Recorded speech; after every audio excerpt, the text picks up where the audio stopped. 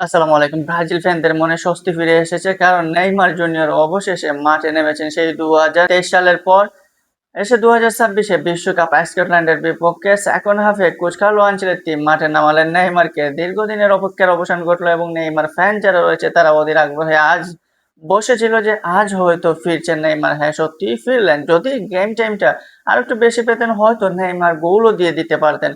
কিন্তু যাক, second round of 32 আগে নেইমার যে ফিরেছেন মাঠে সেটাই স্বস্তির বিষয় এবং নেইমার এখন যে গেম টাইমটা পেলেন এই 10 মিনিটের 15 মিনিট এটাকেই পুঁজি বানিয়ে হয়তো রাউন্ড অফ 32 বা পরবর্তী সময় একটা ভালো একটা শেপে পড়ে যাবেন নেইমার, সেই আশা নেইমার ফ্যান তো তা ব্রাজিল ফ্যানদের।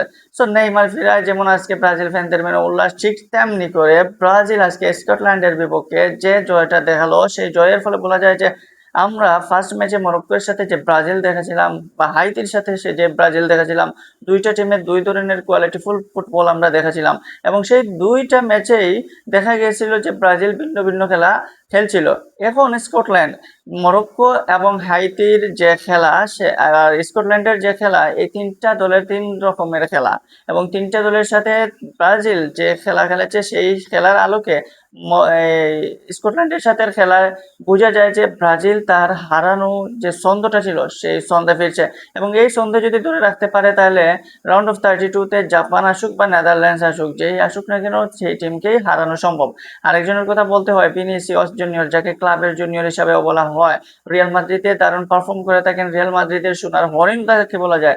রিয়াল মাদ্রিদের মূল চাবি এই ভিনিসিয়াস জুনিয়র, কিন্তু ব্রাজিলে কেন জানি তিনি সব সময় চলে গিয়েছিলেন আড়ালে। ফুটবল ফ্যান যারা রয়েছে ব্রাজিলের, তাদের মনে কিছুটা হলেও দুঃখ রয়ে গিয়েছিল যে আসলে ভিনিসিয়াস জুনিয়র ব্রাজিলের জন্য কেন এত ফ্লপ। অবশেষে এই বিশ্বকাপে ভিনিসিয়াস জুনিয়রও নিজেকে ফিরে পেলেন। কোচ কার্লো আনচেলত্তি তার সাবেক গুরু, রিয়াল মাদ্রিদের এক সময় কোচ কার্লো আনচেলত্তির অধীনে ভিনিসিয়াস জুনিয়রের ক্যারিয়ারও শুরু হয়েছিল। সেই সাবেক গুরু কোচ কার্লো আনচেলত্তি ব্রাজিল জাতীয় দলে এসে ভিনিসিয়াস জুনিয়রকে যেন আবার নতুন রূপে শুরু করলেন, নতুন রূপে আবার তৈরি করে দিলেন ব্রাজিলের জন্য। ব্রাজিলিয়ান কিংবদন্তি ফুটবলারদের কারখানাই বলা হয় এখান।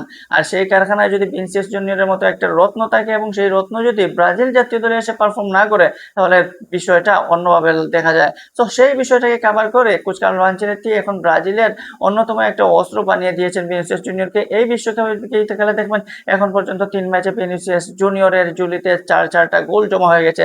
আরেকটা গোল হয়ে যেত যদি সেটা ফাউল না হতো। এবং কিছু চান্সও ক্রিয়েট করেছিলেন, সেই চান্সগুলো যদি সঠিকভাবে কাজে লাগাতে পারেন হয়তো ভিনিসিয়াস জুনিয়রের গোলের সংখ্যা আরে বাড়তে পারতো।